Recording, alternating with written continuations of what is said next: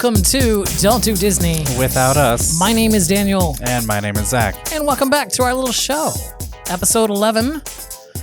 Little show where we like to talk about all things Disney, including the parks, cruise lines, Disney Plus, other things. But movies? Right? Movies are separate from Disney Plus, right? Did I already say movies? Getting old. Can't remember. Pretty much everything, except sports. Not going to talk about sports. We thank you very much for joining us here for this episode. We're going to make a small change now that we've put out 10 shows. So we're going to do a small change to our little lineup here. We used to do like the news at the beginning of the show, and then do the main topic, and then do our heroes and villains. I think we're going to move the main topic to the front of the show because I've gotten some feedback from folks that's like, I like hearing you guys talk about Disney, but I don't follow it enough to actually understand what all the news stories really mean because I just don't follow it that closely.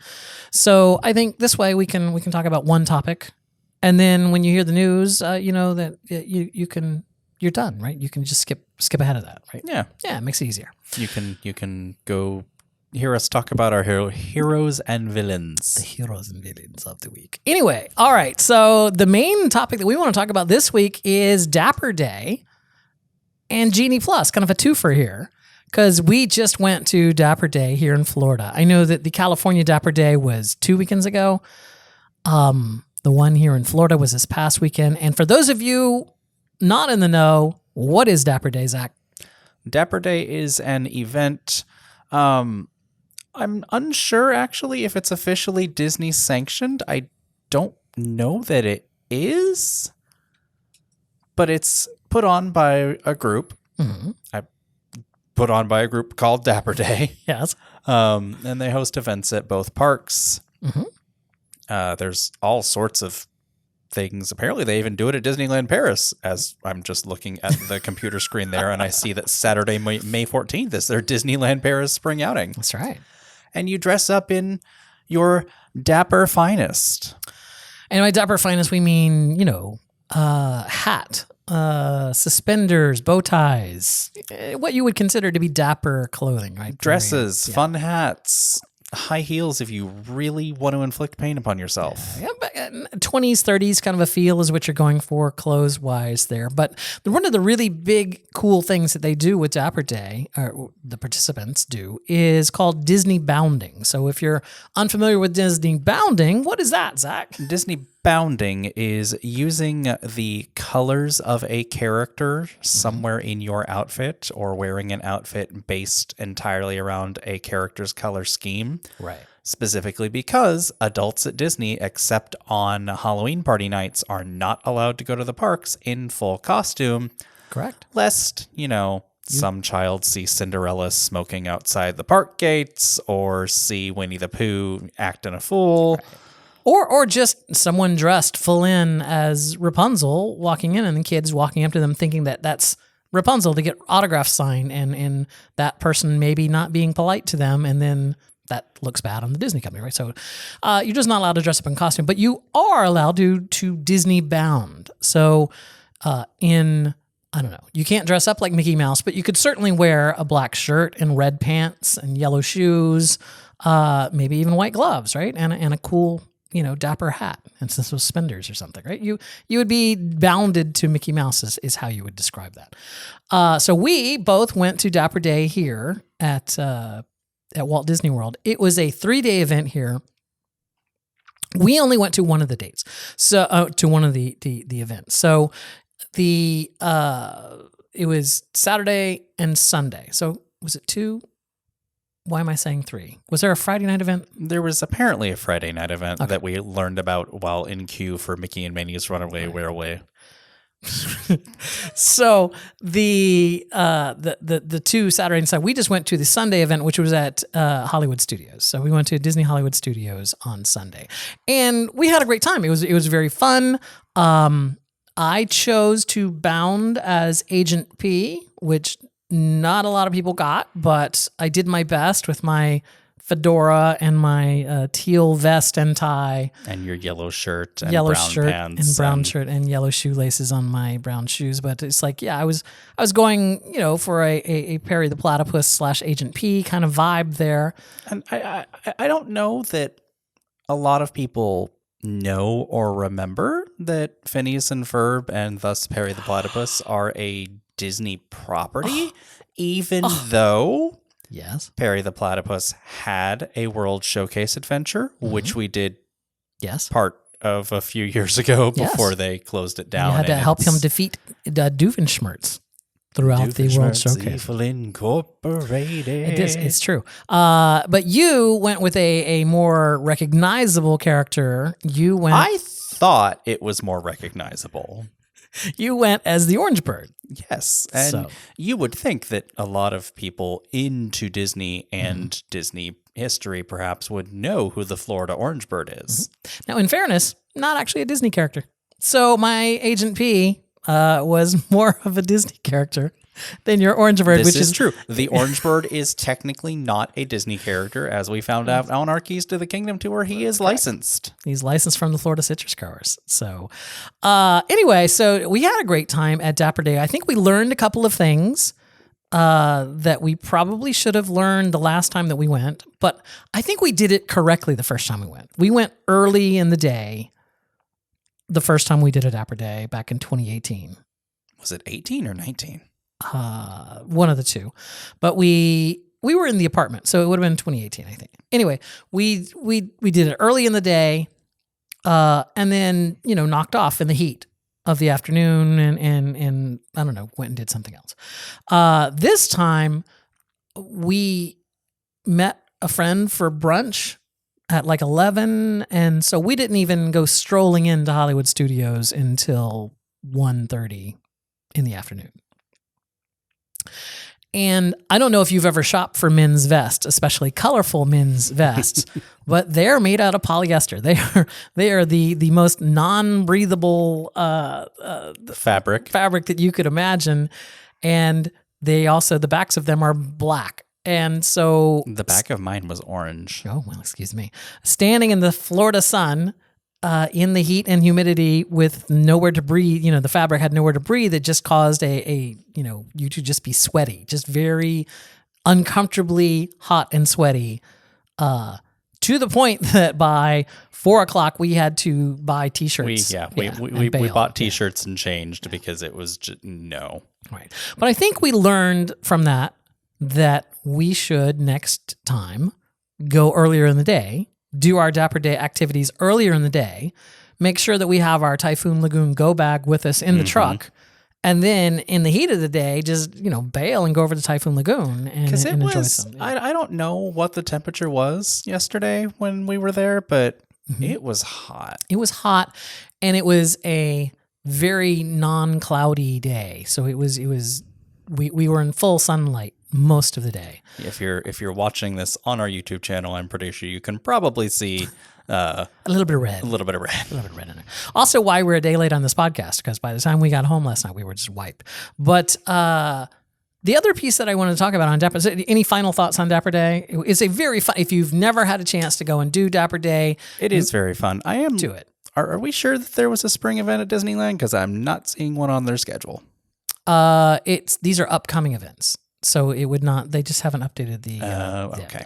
Yes, there was, because my friend Nico Martinez participated in it, and I saw that on Facebook. Well, I stand corrected. But what I wanted to say about Dapper Day was if you have any interest in doing Dapper Day, either in California or Paris or Walt Disney World, just go to their website. It's dapperday.com, DAPPERDAY.com, and you can learn everything that you need to know about when the events are. And when is the California? Oh, November? The fall event has not yet been chosen. The California one has. So, it's November. Oh, ours is, yeah. They're not doing a fall Dapper Day for us in Florida. They're doing a holiday one. So it's going to be Saturday and Sunday. Words are hard. Saturday and Sunday, December 10th and 11th in Walt Disney World.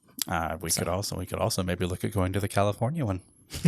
We could, which would be November 5th and 6th over at Disney World. Disneyland, right? They're going to be doing Disneyland on the Sunday, and they're going to be doing the Disneyland Hotel on the Saturday. They kind of do an expo thing over there.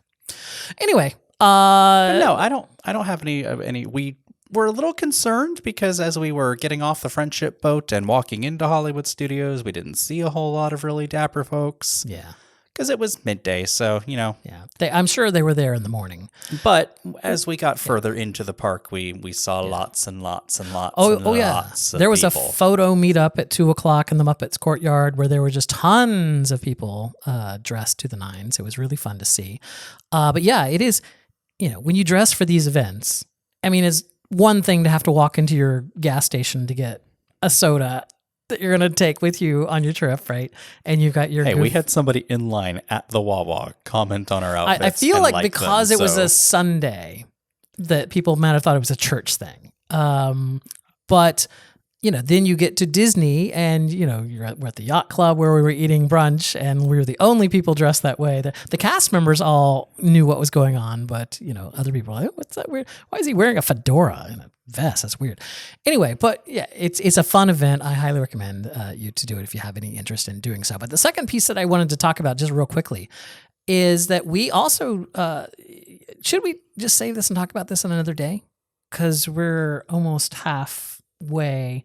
I guess we can go a little bit further. But we purchased Genie Plus for our trip. We did. We don't often purchase Genie Plus because we are local-ish and...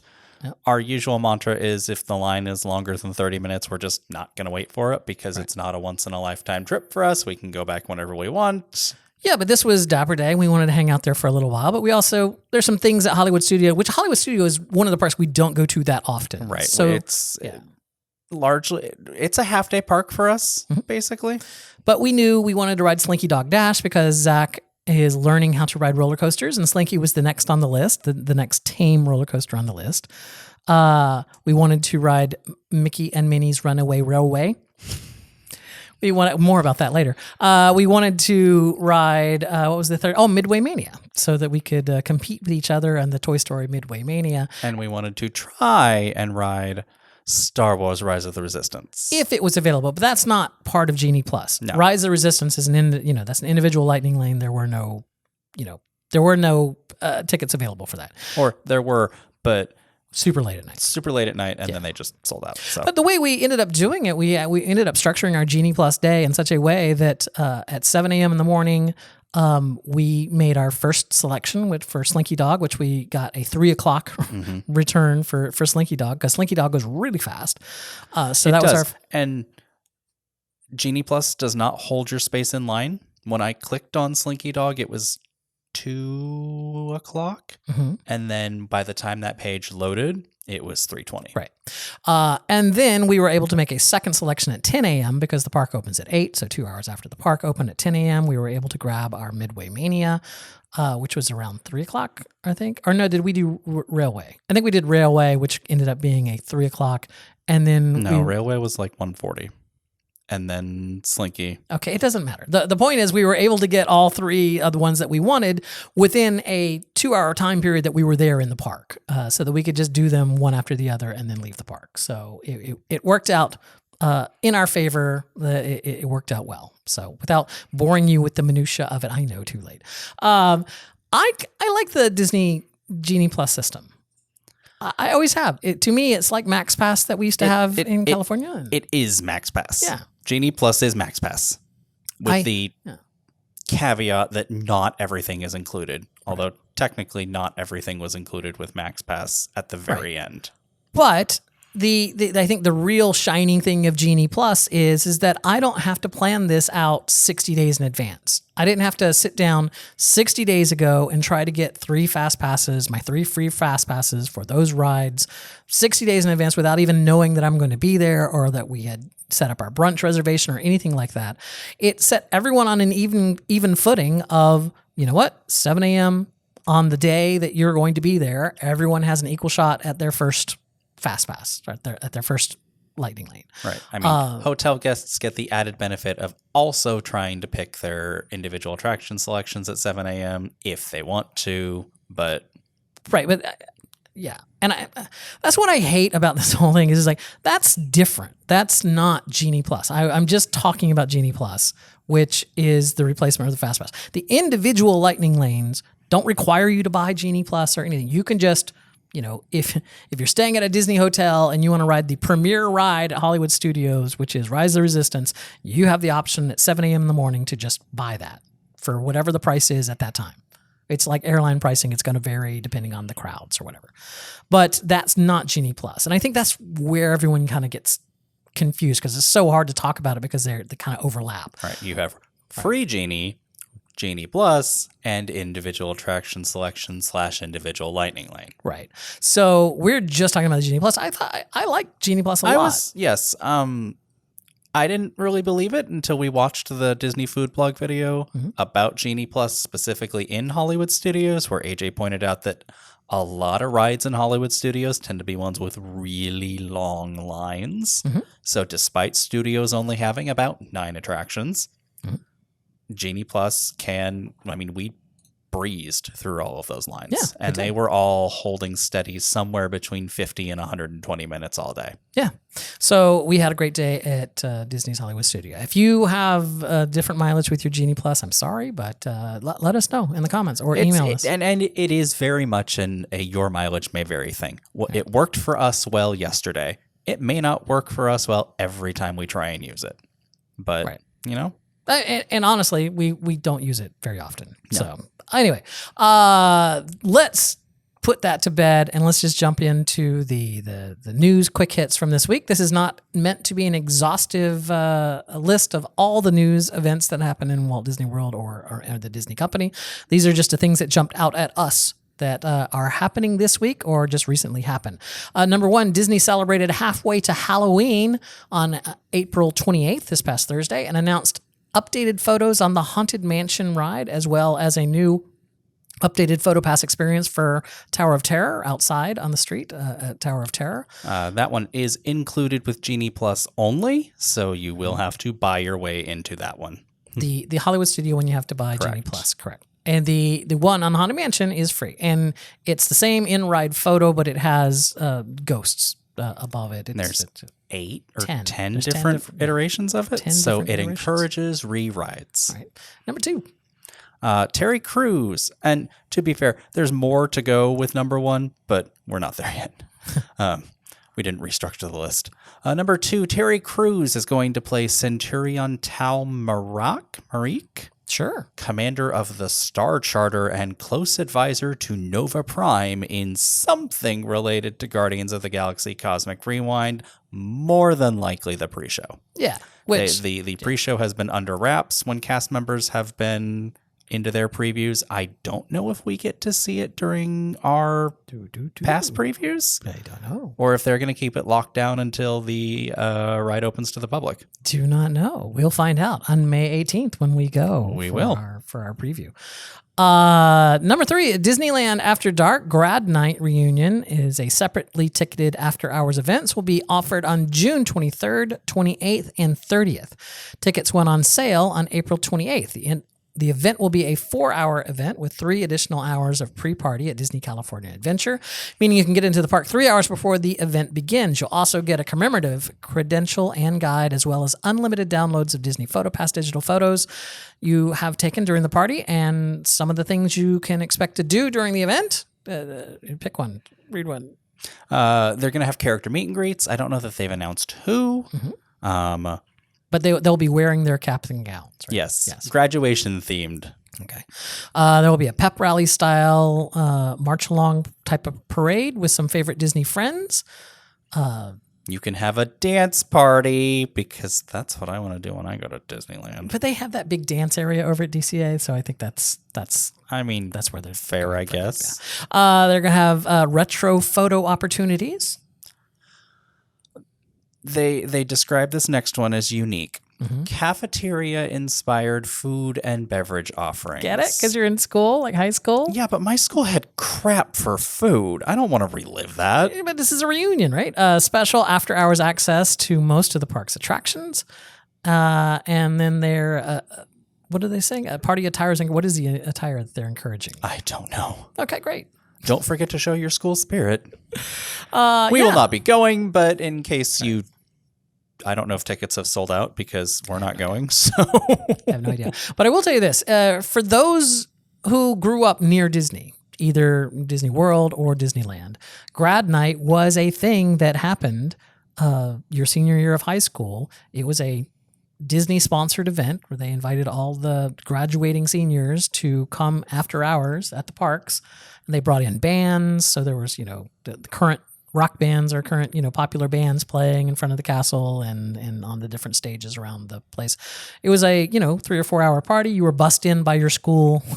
It was an organized event. There were character meet and greets and stuff like that. They stopped doing them, I want to say 20 years ago, but just because they were just getting too crowded and too crazy to handle. So, but for those of us who did get to go to those Grad Night things, that was something you look forward to for years, that you would get to go to your Grad Night at Disney.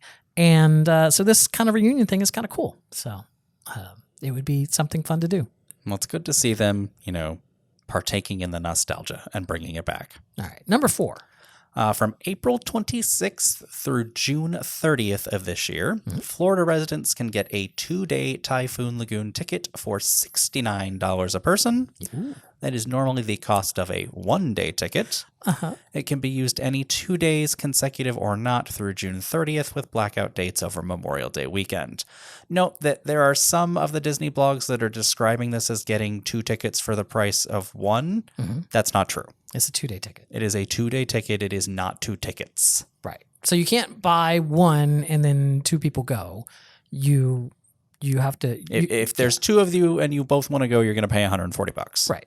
But you can go twice. Correct. So for 2 days. And it's also kind of nice that it's not consecutive days, because a lot of the multi-day tickets at Disney are structured in such a way that they start expiring on your first use. You must use this any 2 days, but you have like 3 days to use your 2 days. Right, within a 5-day period or something like that. But this is nice that you have all the way, May through the end of June, any 2 non-consecutive days, you could go to Typhoon Lagoon. So, and it's real hot in Florida during the summers, so or the late spring and early summer, I guess. It is. Pro tip: go on a Thursday, or go on a day when you know it's going to rain.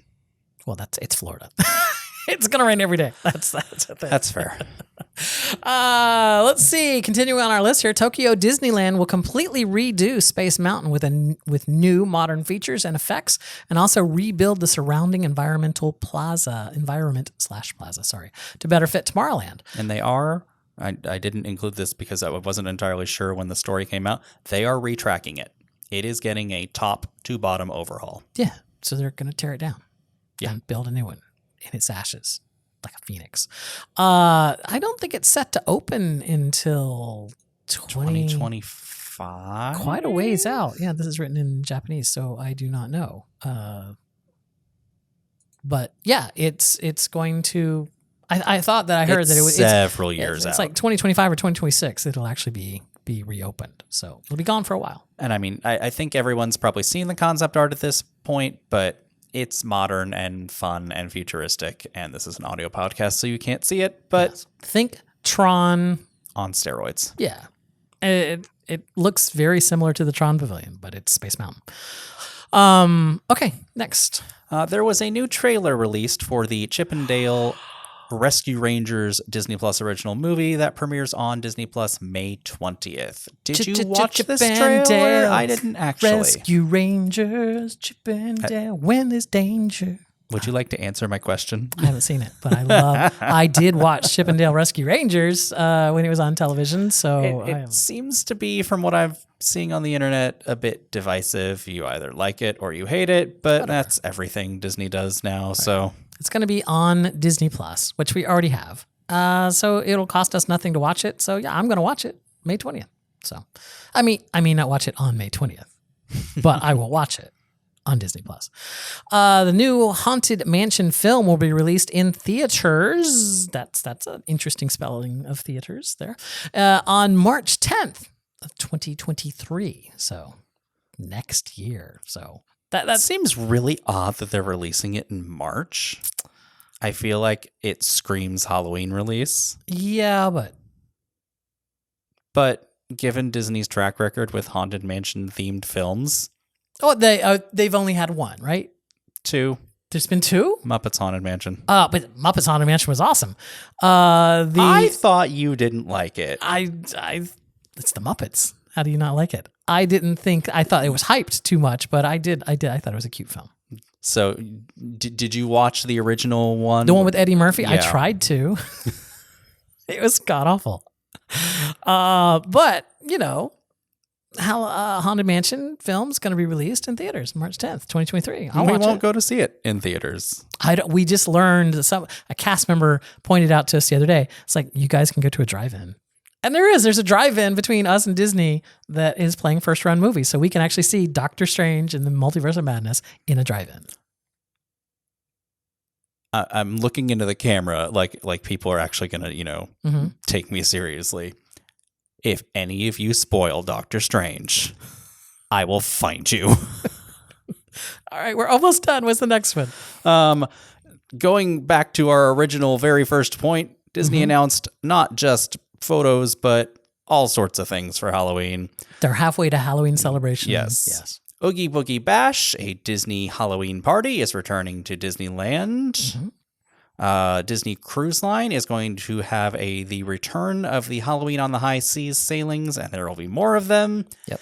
And contrary to everybody freaking out about the replacement parties last year, the official return of Mickey's Not So Scary full Halloween party. Right. Tickets are $109 and to $199 based on date, which is up a little bit compared to 2019 and what it probably would have been in 2020. But lest we forget, inflation's hitting everything right now. So it's true. Yeah, you can't really be mad about that. All right, and our final news item of the week just came out today is MetaQuest has set up residence in the former NBA Experience Building at Disney Springs.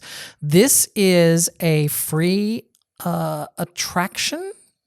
It's a free 8-minute virtual reality experience that Disney is testing for Galaxy's Edge. It has to do with you being in a cantina. You have an Oculus headset kind of a thing. It's 8 minutes long. It's free. I don't know how long it's going to be there. It looks like it's set up to be there for quite a while, but I thought I read something earlier today that's a relatively short period of time. By the end of this year, it'll be gone. Right. They're just kind of testing this thing. I remember when they tested the Aladdin carpet one way back. That was my very first virtual reality experience. Somebody pointed out that space has been used for a lot of things, and it will continue to be used for a lot of things because everything they put there has failed. Disney Quest was there. The NBA experience was there. And this is just a pop-up thing. Right. I would like to see Disney-themed escape rooms there.